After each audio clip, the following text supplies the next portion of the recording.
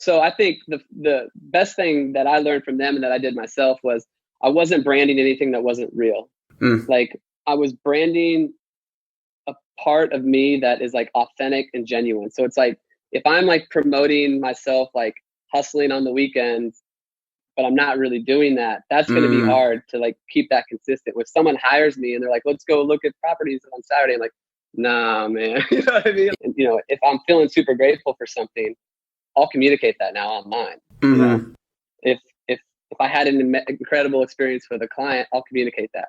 If I heard for the 5th time this week, we trust you, Chad, tell us what to do, I'll communicate that. Yeah. And so that's like, those are like real things that are really happening. And so like, I feel good about branding that, and I feel good about marketing that, and I feel good about putting that out to the world, because that's true. It's authentic. It's actually really happening. I'm not like posturing. I'm not flexing. I'm not making something up.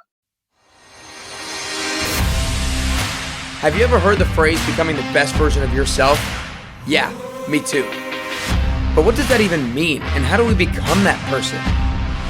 I'm here to help you navigate through those questions and come up with actionable steps in order for you to live your best life. We've got to discover what we want.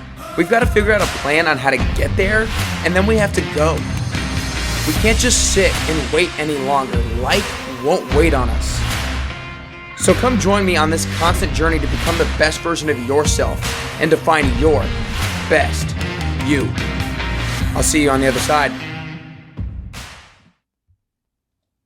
All right, what's up, everybody? Welcome back to Nick Carrier's Best You podcast. I am super fired up today because I have a really unique episode or unique guest on today. I have Chad Wohlers with me. Chad, I appreciate you spending the time with me today. You're welcome, man. Happy to be here.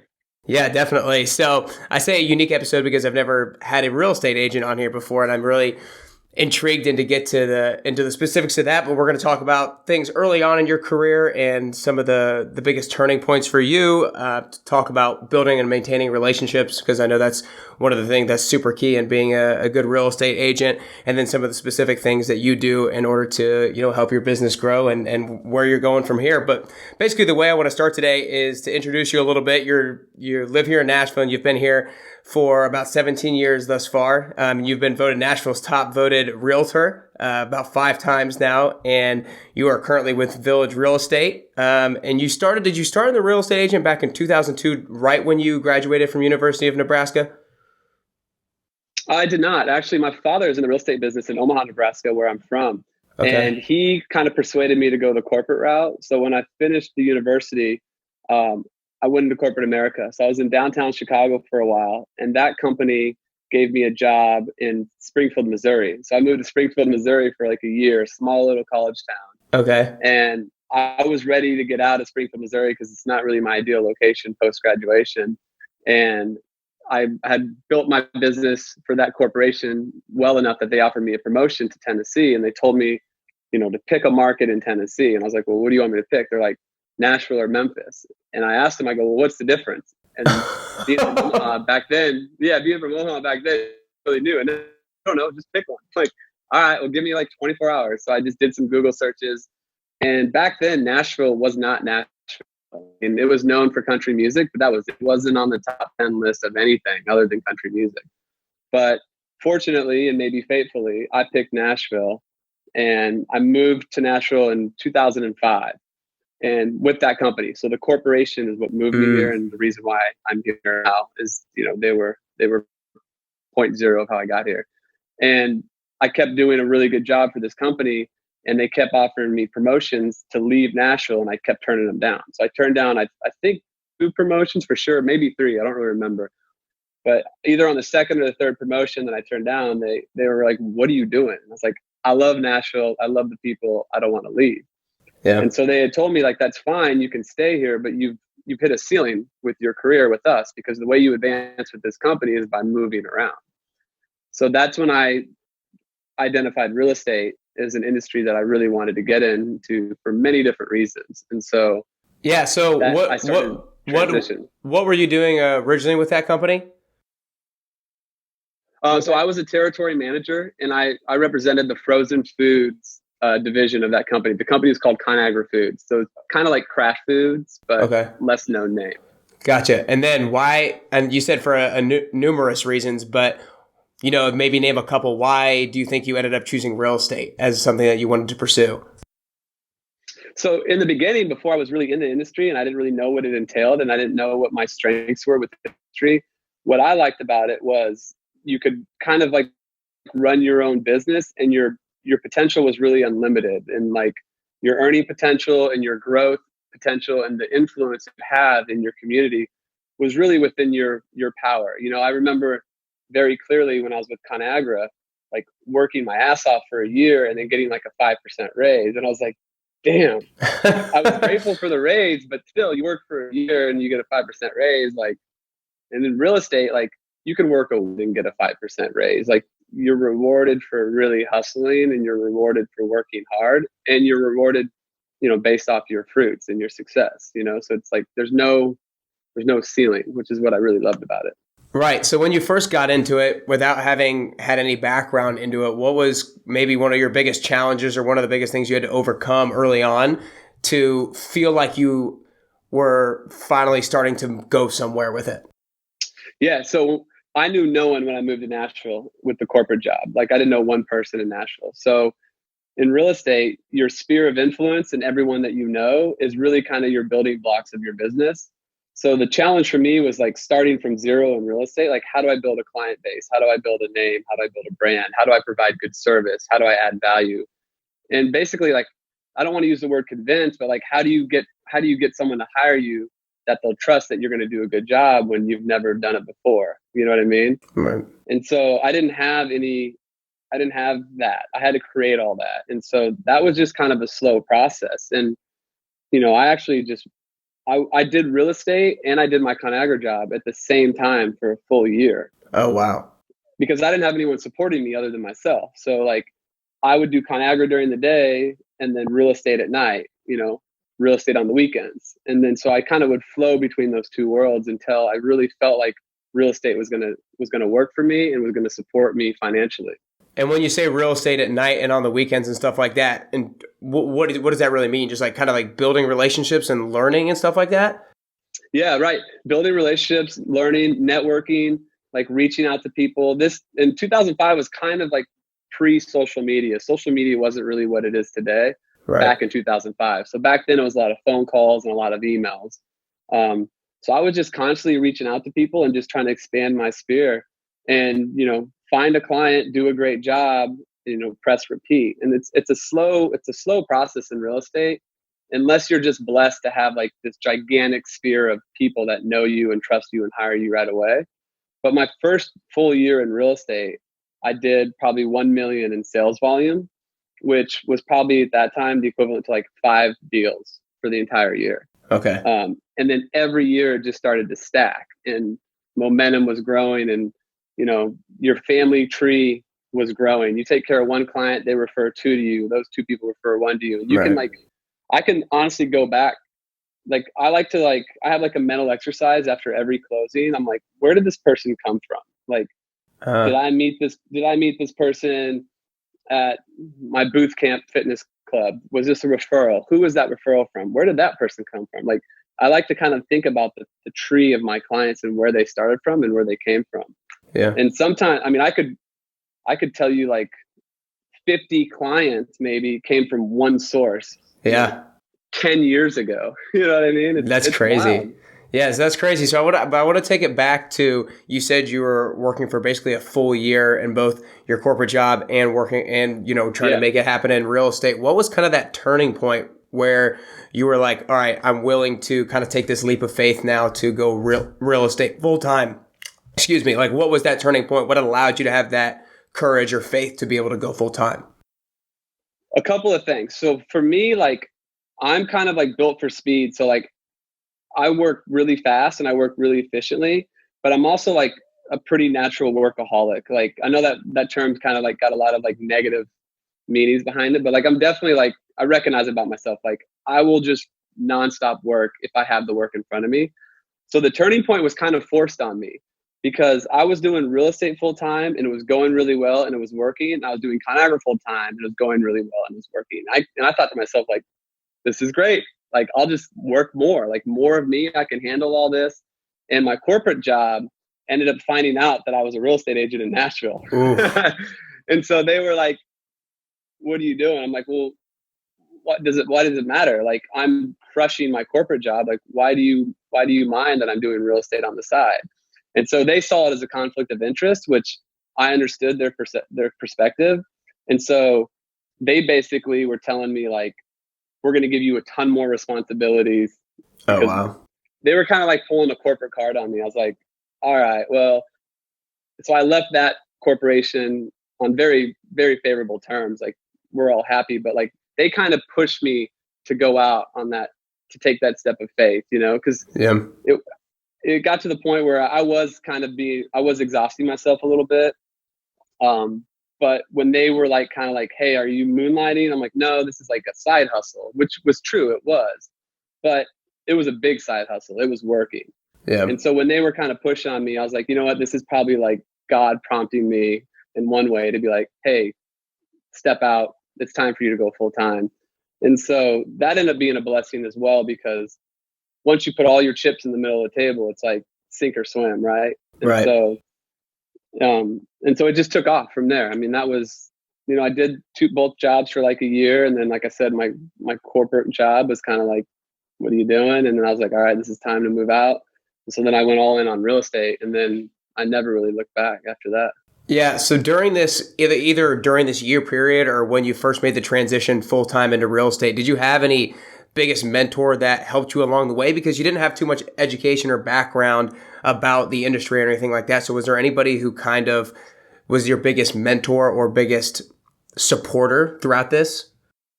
Yeah. So kind of what I've always done in my career is like, I've never really had like one person that was like my go-to mentor, but this was back when I was at Village. So like Hunter Connolly and Zach Goodyear were kind of like a few levels above me. And then other agents in the marketplace, like Richard Courtney, Grant Hammond, John Fairhead. These are all like big name agents that were doing really, really well. And so none of them were like ever official, like, you're my mentor, but I would lean on them a lot. And I would reach out to people that I respected, that I thought I could learn from. And I would, do coffee, I would do lunch. I would just try to get close to them, because I feel like proximity is power, right? And so if you can be close to these people who are doing the things that you want to do, like, you're going to become like them. It's like, it's an overused phrase, but like, you will become like the people you spend the most time with. So I identified the agents with the businesses that I felt like were the kinds of businesses that I wanted to create myself. Yeah. And so I got close to them. Yeah, no, and I love that lesson. I think it's applicable to anything, right? Not just real estate. You need to surround yourself with people who are better than you in the areas that you want to be better in. So when you're surrounding yourself and talking with these people, what are the kinds of questions that you are asking them and that others need to be asking people in the same situation of like people who are higher up than them in that industry? Yeah, so I think you got to know your why. I think you got to really know why it is you want to do what you want to do and what you want to create and the kind of life that you want to live. And then if you see that in someone else, you need to get close to them and just ask them, like, how do they set up their life? Like, what's their work-life balance? Like, what are their routines? Like, what are their passions? What do they believe in? What are their values? What are their virtues? And then you can kind of take what you need and leave the rest. And so for me, like, I'm trying to think of a specific example. One thing I noticed back then when I was younger was I was always trying to like brand like kind of like a team concept. Like in the real estate industry, a lot of times you see people that have like Nashville realtyteam.com or like Nashville, whatever, you know what I mean? They like brand like a team name. And I noticed for me that the agents that I really respected, they branded themselves, they branded their name. And so that was like a transition that I had made where it's like, okay, if I'm going to brand my name, what does that mean? Like, I want it to be authentic and I want it to be real, but what does that mean for like my real estate business? Like, what does that mean for like the value proposition that I have to offer people, Yeah. And so I kind of like, I don't know if I'm going off topic a little bit, but like I kind of went down that path where it's like, this is who I am and this is what I'm about. And this is what I want the experience to be with clients when they interact with me. Yeah, let's stay here because I really like this. So in terms of branding yourself, what are maybe some of like the lessons or the guidance that some of those people who branded themselves gave you in order to approach that in the right way?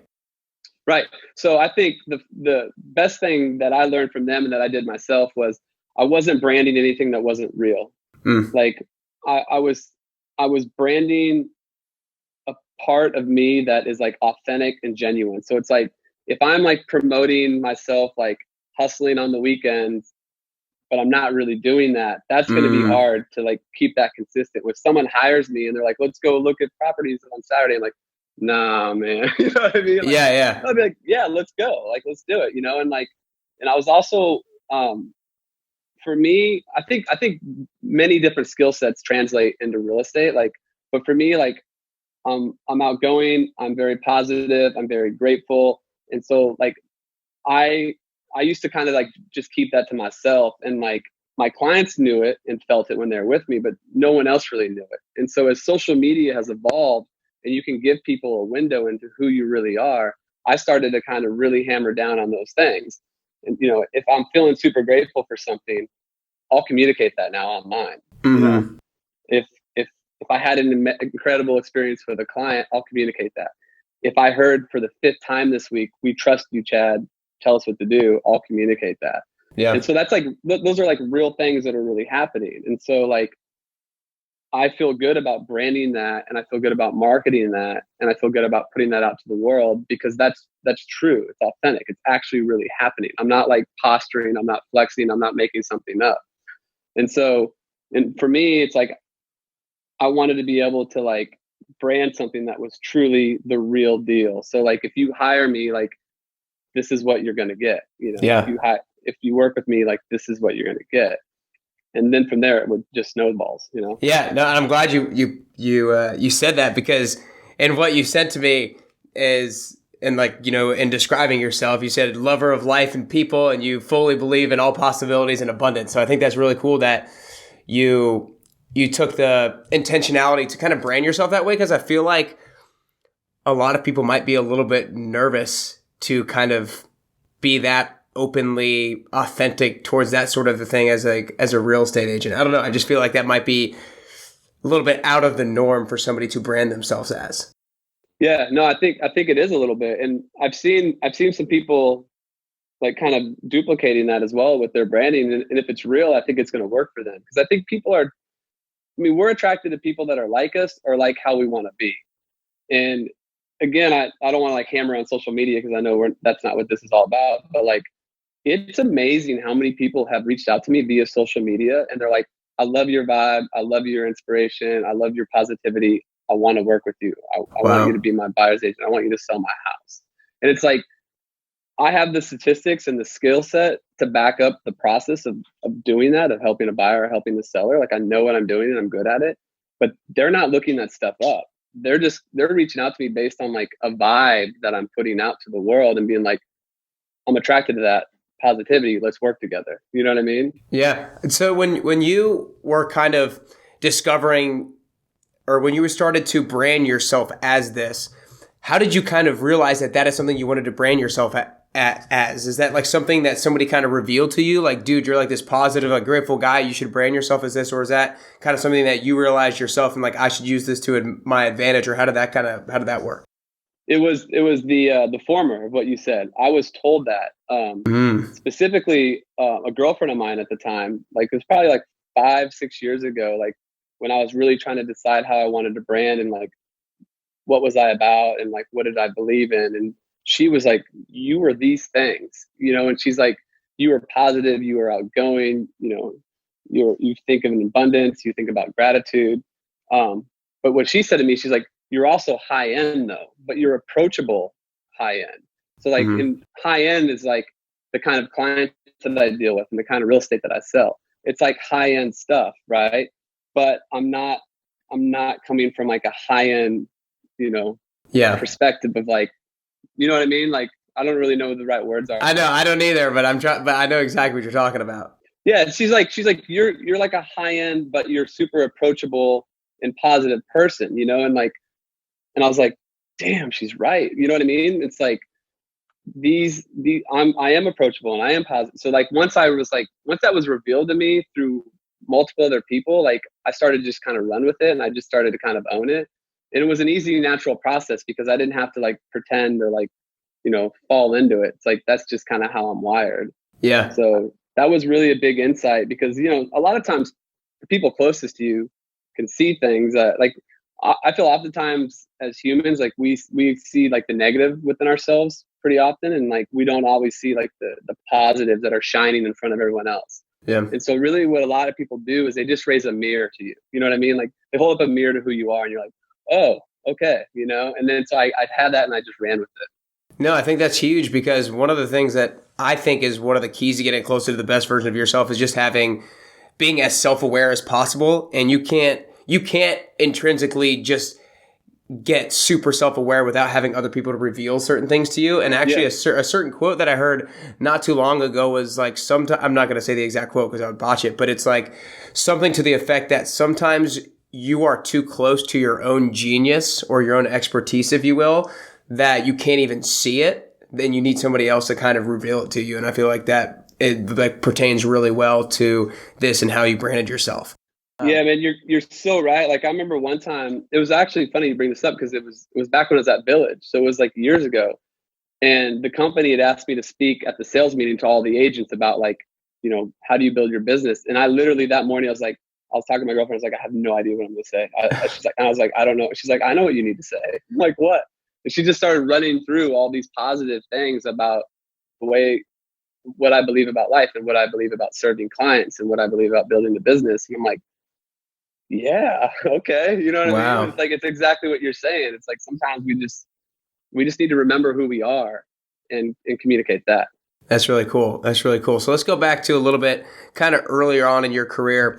Is there any like one decision that you made or something that you did that you didn't really see the importance of at the time, but later on it was revealed to you? Like to rephrase it, what's the most important decision that you made early on in your career that you didn't realize the importance of until later on? I wasn't afraid to niche. And when you're early in your career in real estate, you generally will take any business that you can get. Like, you want to buy a house in Franklin? I'll meet you in Franklin. You want to buy a house in Henderson? I'll be in Henderson tomorrow. You know what I mean? So like, so I never really turned away business, but I decided I wanted to niche, and I wasn't afraid to like put that out to the world where it's like, I'm your high rise condominium guy. You know what I mean? Wow. Like I made that my niche, like the high rise world. And I did that for several reasons. One, I'm like, I have an affinity towards it naturally. Like I love that lifestyle. I get excited about that lifestyle.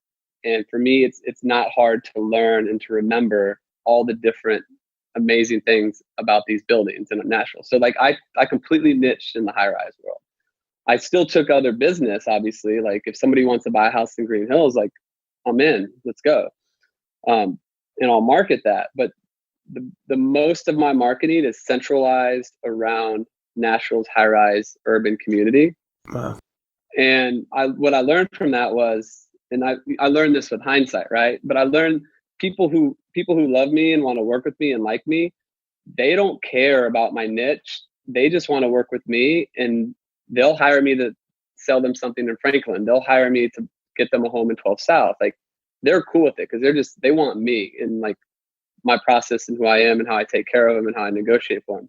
But the niche that I created, I got a ton of business by people just coming to me saying like, you're the high rise guy, or such and such said, you know everything about 1212, or like I saw your marketing at 505. Like, and the cool thing about that is like, when you get those leads from your niche, you don't have to like go learn Green Hills. Like if that's your niche and someone randomly calls you, like if I get a call today from some dude in New York, he's like, I heard you're the high rise guy. Tell me about the Nashville high rise market. I don't got to be like, can I call you back in an hour? Like I'm on, like, I'll tell you everything about it. And so you immediately convert those clients because they're calling about your niche and you're well informed about your niche. The other people that are hiring you because of who you are, those are just warm referrals that want to work with you because Sally said she had a great time working with you. Mm-hmm. So her friend calls you and says, hey, I want to work with you. Sally said you were awesome. And I'd be like, great. What do you want to get? She's like, I want to buy a house in East Nashville. All right, cool. Yeah. And I probably, if she asked me like, what have you seen such and such house in East Nashville? I'd be like, I hadn't seen that yet. I'll look it up. because like she's not hiring me for my niche. She's hiring me for me. If my niche, someone from my niche calls me and says, "Did you see this penthouse listing at 1212?" I'll be like, "Yeah, I showed it yesterday. I've seen it." You know what I mean? Yeah. No, I think that's a big key. Is that like identifying a niche? Is that a piece of advice that you would give to people early on in real estate? And along those lines, like if not, like maybe what would be a biggest piece of advice you give to somebody who is early on in their real estate career?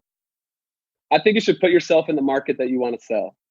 So if you want to be the Green Hills lady or guy, then you should be in Green Hills. And I'm not saying you have to live in Green Hills, but you should be working out at the Green Hills YMCA. You should be hanging out at True Foods in Green Hills. Yeah. You should be doing open houses every single Saturday and Sunday at a house that's in Green Hills. You know what I mean? And then you'll start to develop that business naturally. Like you're going to get what you put out to the world. Like if you want to be known as like the Franklin guy or girl, like you should be in that market, whether you live there or not. You should be in that market. And like, so for me, like I put myself in the path of the progress that I wanted to be a part of. So when I was starting my career, I didn't have any high-rise condo sales members, but I was like, this is like what I'm interested in. Like, I want to be the guy that like knows this market and that people think of, And so like, I lived it. I still live it. I live in the Gulch. But so I think you should put yourself in the market that you want to sell. And I think you should promote either the type of client that you want to attract, or you should promote the market that you want to be in. Gotcha.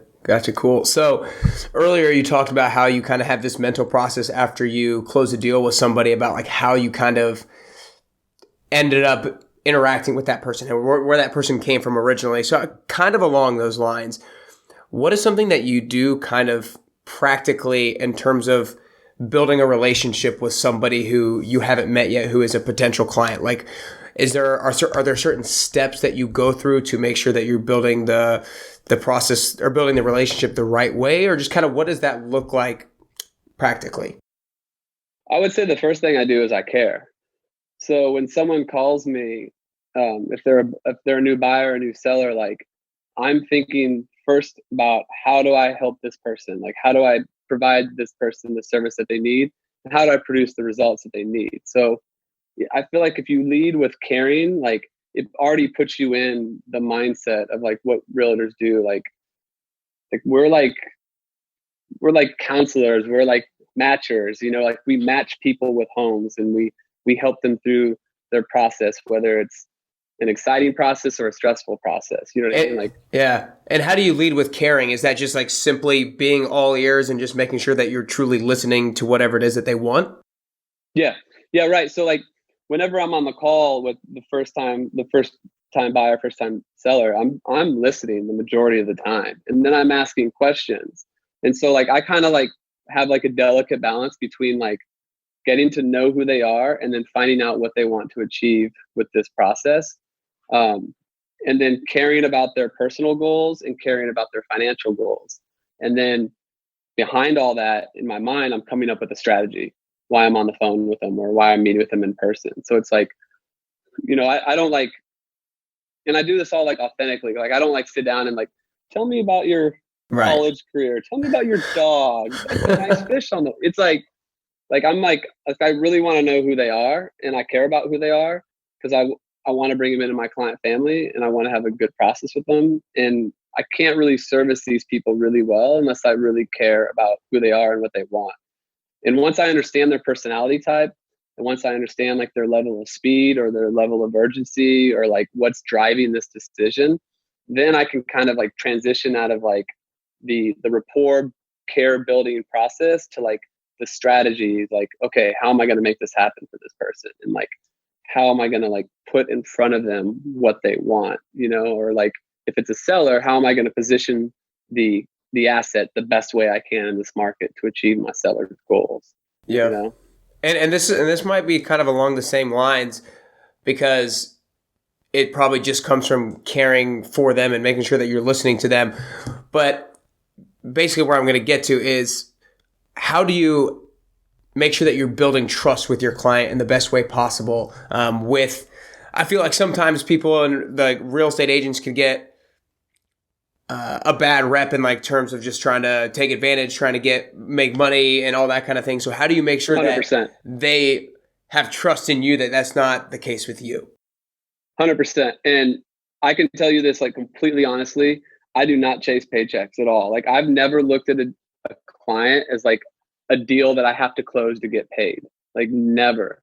Like I don't, it's just, I feel like if you take care of people and if you work the process at the speed that they want to go, that like you're gonna do well. And if you spend a weekend with them or 2 weekends with them or 2 months with them and they don't buy something, like if that's fine, you know what I mean? Like I'm not upset. It's like I took care of them. They weren't ready. They left to go rent for a year. They're coming back. You know what I mean? Like, and so I guess to answer your question, there are a lot of like salespeople or realtors that like they're like super sales driven. Like people have told me like you're a good salesperson. I'm like thanks, but I kind of cringe when I hear that. I don't feel like I sell anything. Like I really don't. Like I feel like I listen to people. They tell me what they want. I position them in front of the market, in front of the products on the market, which mirrors what they told me they wanted. I take them there. I'm like, here it is. And then I just like sit back. It's like, if they want to buy it, great. Let's do the deal. Let's get it done. Let's close. If they don't want to buy it, I'm completely fine with that. Like it doesn't bother me. And I read their nonverbals. Like I can tell when people are like really excited and they want to make it happen. And then I'll click that gear in myself. Like, okay, here's what we need to do to make it happen. Or if I can tell there's hesitancy there or they're a little nervous, I'll like pull them back before they pull themselves back. I'll be like, hey, like relax. Like you can sleep on this tonight. Like wake up tomorrow. If you don't feel good, we'll go find something else. Like, you know what I mean? I think about how I like to be taken through the process of something. Like if I'm going to buy something big, like if I'm going to buy a car, like anything big that like you want someone who you think has your best interest in mind. You want someone who you think is going to take care of you, that you can trust. And you don't want to feel like you're being sold something before you know what I mean? And so like, I try to create that process for my clients. Like I don't want them to feel like they're being pressured or sold or like none of that. Like people know what they want. And when you do the right steps with them to get them prepared, once they're in front of what they want, like they're gonna push you through the process sometimes. You know what I mean? Like, so I think a lot of people aren't good at like, I think I have a really high emotional intelligence. So like, I feel like I can read people really well. And so I kind of just like watch people when I'm with them in the field, if it's a buyer. And you got to understand, like these questions are great questions, by the way. They're very different for buyers than they are for sellers. Buyers takes a lot of emotional intelligence because buyers are like, they're more emotional just in general, right? And like you're showing them different homes and different neighborhoods with different price points and different positive things, different negative things. And buyers are moving, maybe there's just a ton of things happening with buyers. Sellers are a little bit more straightforward. Like, here's my condo at 1212. Please sell it for as much as possible. Yeah. So sellers, you still obviously need to like, there's still a big carrying process and, but like, it's a little bit more systematic. Like most of the time they already trust you. Like we know your track record. You're doing X amount of business in this city. We've heard great things about you. We trust you. Sell the condo. It's like, okay, cool. Let's go. Yeah. Well, so how do you balance that? How do you manage the back and forth communication between the seller who's like, sell this for as much as possible, and the buyer who's like, get me something for as cheap as possible, if you will? Yeah. And it's a balance, right? And like, I love buyers and sellers, but if I had to choose my ideal client, like it's probably sellers, because I can manage 30 sellers at once. Like you can do that. 30 buyers at once is really hard to manage because buyers take so much time. Yeah. And I love the process with buyers, but like if you think about it, like if you called me to sell your condo, I'm going to come into your condo. I'm going to meet with you for an hour and a half in your condo. You're going to be like, all right, Chad, you're my guy. We shake hands. And then after that, it's all systematic, right? Like I still got to like do a bunch of things like regarding like marketing and pricing and strategy, but like it's more of a system. Right. With a buyer, you and I could drive around in a car for 15 hours on a weekend. Yeah. Like that's 1 weekend. You know what I mean? That's a long time. Some buyers are huge blessings though. Some buyers are super fast. They like hit me up. They're like, this just listed. Like I'm showing a penthouse after this podcast. I'm showing a penthouse at 1212, and like I've showed him like 2 places. I mean, I don't know if he's gonna buy it. If he buys it, great. But like if he doesn't, that's cool too. But if he does buy it, like I've met with him twice. You know what I mean? Yeah. So some buyers are super fast too. Yeah. So, you've talked about how you really care for them and you have a high emotional intelligence. What are maybe some cues or some verbiage that you listen for that allows you to know that that person is like ready to buy? Oh, it's usually pretty simple. Like usually like, especially for like a buyer, like you go through the process and like, say we're looking at like 10 homes, like I could do no research on those 10 homes before we met that Saturday or Friday or whatever. And as we go through the process of looking at the 10 homes, the cream's going to rise to the top. So you as a buyer, we're going to walk in and you're going to feel comfortable with me because you already know that I'm not trying to sell you anything. So when we walk into a house, you're going to be like, Chad, this is not for me. I'll be like, great, let's get out of here. You know, and then we go to house number 2, you're like, oh, I love this, I love that. House number 5, you're like, damn, this could be it. You know what I mean? I was like, awesome. Like, we'll come back if you want to see it again today. And then as we like go through, see the other houses, like you're going to know, like, I'm going to be able to read your nonverbals to see if you're into it or if you're not, Gotcha. But I would say to answer your question, the overwhelming majority of the time, I never ask for the sale. Like, I don't say like, I think you should buy this home or I think you should offer on this home. Most of the time, I just go through the process with my client as if they were like my best friend and we're just hanging out together looking at real estate. And then when they look at me and they're like, yeah, dude, this is the one, let's make it happen. That's when I kick it into gear. Like I don't ever like tell them like, oh, you need to buy this. You know what I mean? Yeah. I love that. No, go ahead. I was gonna say the most that I ever do probably with a buyer in terms of like the sales process is I'll be like, this is exactly what you told me you want. And I think this is perfect for you. This is priced super well. It's a rare floor plan if we're talking about condos. I believe in my experience, this thing's going to be on the market like 10 days. You know what I mean? Yeah. And then I always follow that up with like, no pressure. Like, don't worry about it. I just want you to know what I know. Like my expertise and my experience, this is going to last 10 days at the most. And I actually just did this with a client at Icon in the Gulch. We looked at a unit the day it listed at like 4 p.m. They sent it to me. They got it on their phone. They're like, this looks perfect. I was like, yeah, this is exactly what you guys are looking for. We went and looked at it that night and they're like, how long do you think this is going to last? I was like, a week. You know what I mean? And that's like real. Like, I'm not just like saying that to like, hope they believe me. Like if I thought it was overpriced, I'd be like, this is going to be on the market for 100 days. It's crazy. Like offer 50K below, you know what I mean? Like I'm going to tell them the truth as I see it. And I'm right most of the time, but sometimes I'm wrong. Sometimes I tell people like, I think this was going to be on the market 10 days max and 30 days later, it's still there. It's like, the market's a funny thing, but that's like the most. Yeah. Do you feel like that's probably one of the things that most real estate agents do wrong is they just kind of jump the gun too early in terms of being pushy? Yeah, I think so. And I don't think they're even trying to be pushy on purpose. I think they feel that like part of what they're supposed to do is like push a client through the process or like tell a client to buy or ask for the sale. Like I've never believed in that. I mean, if I had to guess, like I've never worked with a real estate agent. You know what I mean? Like, yeah. So I've never experienced it, but I have experienced salespeople in other industries and other professions where I just kind of like internally, I'm like, man, this is not how you do it. You know what I mean? So yeah. Like, and sometimes it's like desperation. Like some people need a paycheck. Like if they're living paycheck to paycheck, like that real estate can be a stressful place if you're living paycheck to paycheck.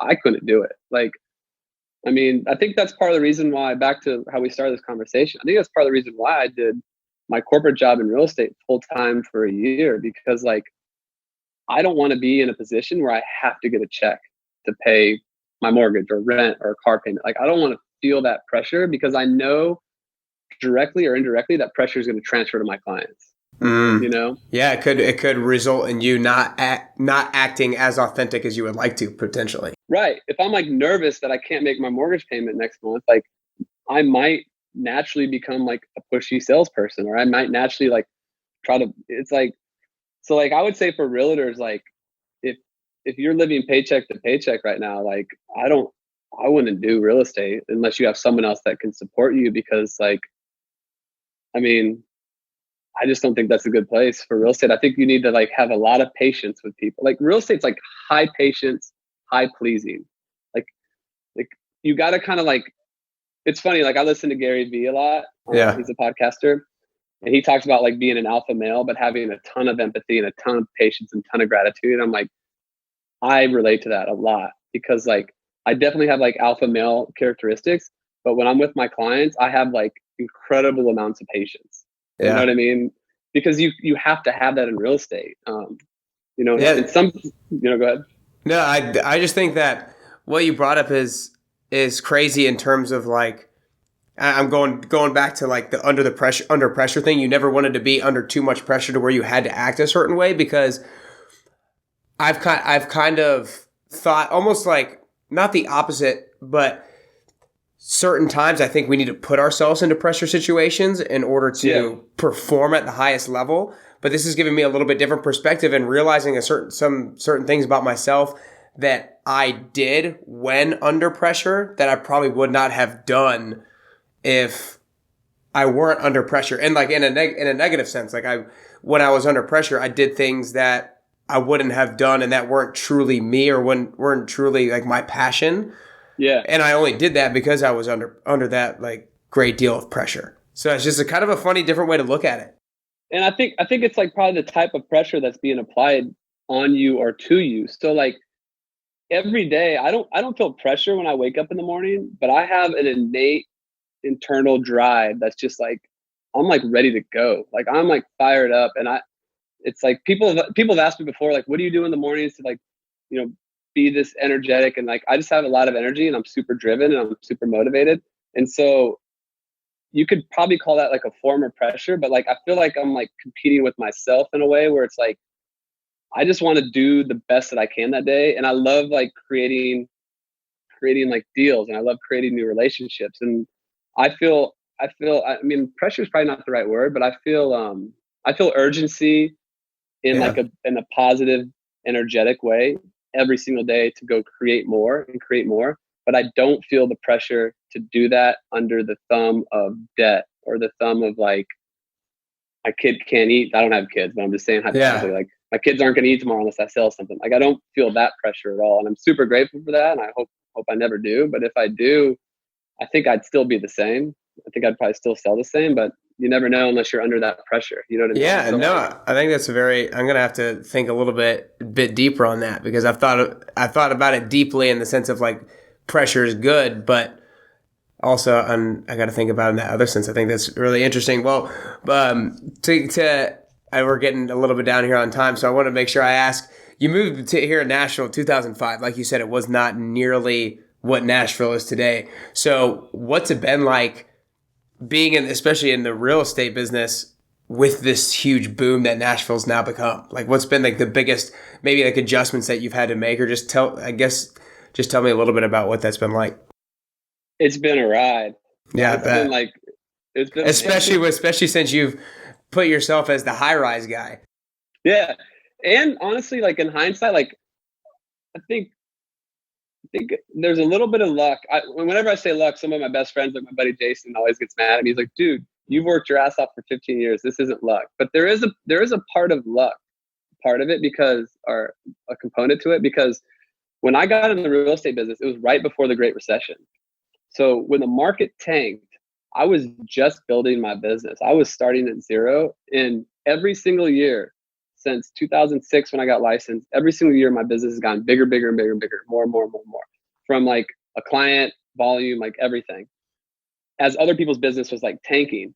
And so I think part of the reason, as I look back at my own journey and I try to like self-analyze it, like I went through the Great Depression and I was like fired up to be doing the business I was doing, where the agents that I looked up to, their business was like cut in half during the Great Recession. And so they were like kind of like depressed about it, because they had been up here and now they're down here and they're feeling the effects of that, maybe in their lifestyle, their ego, or their whatever.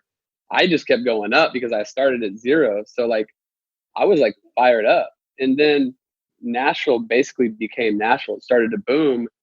And I was already in position to consume the market share that boomed out of nowhere. So as other agents, most agents get into the business when the market's good, and then they roll out when the market's bad. And if you stay in something while it's bad, when it eventually turns, you're in the best position to capture all that new business that's coming in. So like the huge turning point for me was like, I'm trying to think how long the Great Recession was, like 3 or 4 years. Yeah. But I spent those 3 or 4 years like building my business and getting a base of clients and like branding myself and being the niche and the high rise. And then when the Great Recession ended and the economy started to boom again, and Nashville started to boom on a different level versus the rest of the economy, I was in the position to consume that market share. And then if you mix that with like my natural tendency just to be a workaholic and work every single day and to love it and to enjoy it, like I just kept growing and growing and growing and growing. And then as the notoriety of Nashville nationwide kept growing, I could leverage my position because I knew all these people. Like I've been like super lucky and like blessed to like know all these people like down and like it's crazy. Like that guy from New York that flew in today, like he's a high-rise developer and he like heard about me. I'm like, this is wild. Like, how does this guy know about me? You know, like I'm from Nebraska. I moved here, you know what I mean? But like, so it's been a huge blessing. But I personally loved it. I love the development of Nashville. I love the tourism. I don't think we're losing our soul. I think we're evolving. I think we're becoming more. But some people don't like the development, but I've really enjoyed it. And I get really excited when I see what's happening with our city. Yeah, that's awesome. I love it. I mean, I've only been here for a little over 2 years, but it's already been a big change, and I think it's really cool too to see the growth. But going to be down to the last 2 questions, getting down here on time. I want you to visualize kind of like the best version of yourself down the road. You basically have all the skills, the knowledge, the capabilities that you ever want to have. I want you to name one skill, piece of knowledge that Chad Wohlers has that you don't currently have. Ooh, regarding the business or regarding life? Just regarding life. Just regarding life. So one skill, we asked the question again? Yeah. So basically visualizing what the best version of yourself looks like down the road, what his pieces of knowledge are, what his skills are. And I want you to name something that person has, the best version of yourself has, that you don't currently have. Got it. I think that person has a better, more balanced work-life balance. Yeah. So when I look to my future, when I look like 5 years out, like I know my tendencies and I know the way that I'm wired, and I love what I've done the last 10 plus years. I love what I've built, but I also know if I'm not intentional about balancing out my personal life with my work life, we could be having this podcast in 10 years and I'd be telling you about all these other business accomplishments, and I would skip like getting married, having a family, like things like that. Yeah. And for me personally, those are really important things that I want and that I see in my future. And just now in this season of my life, I've been starting to like really try to like pull back on like, you don't have to work every single day. Like you can chill on a Sunday and like call your mom. You know what I mean? Yeah. Like, because I get so dialed in to just performing and like trying to create more value and trying to meet more people and sell more real estate that like, I think a skill that I really need to hone more and to develop more is just the skill of like giving myself the space to recognize, to know that I need to carve in more of a personal life with like, to create those things. You know what I mean? Yeah. No, I think that's key. I don't know if I answered the question, but that's no, 100%. Yeah. I like that a lot. Well, before I ask the last question, I want to make sure I acknowledge you because I really think that the way that you branded yourself early on in your career as being very grateful and very positive, everything like that, the kind of like I mentioned earlier, I think that's very rare for somebody to do that and for be able to take that step back and be like accepting of themselves enough and authentic enough and feel comfortable enough to put themselves out there as that. So I think that's really cool for you to be able to do that and for you to be that trustworthy real estate agent that doesn't chase a paycheck, that just truly cares for the client and make sure that you're listening and let them direct you on the path to finding wherever they want to live. So I think that's just super cool. Dude, thank you. I appreciate you saying that. Of course. Well, I want to make sure everybody can support you as much as possible. So you got your website, chadwohlers.com, Wohlers, and then your Chad Wohlers on Instagram. Any other great place to learn more about you and what you're doing?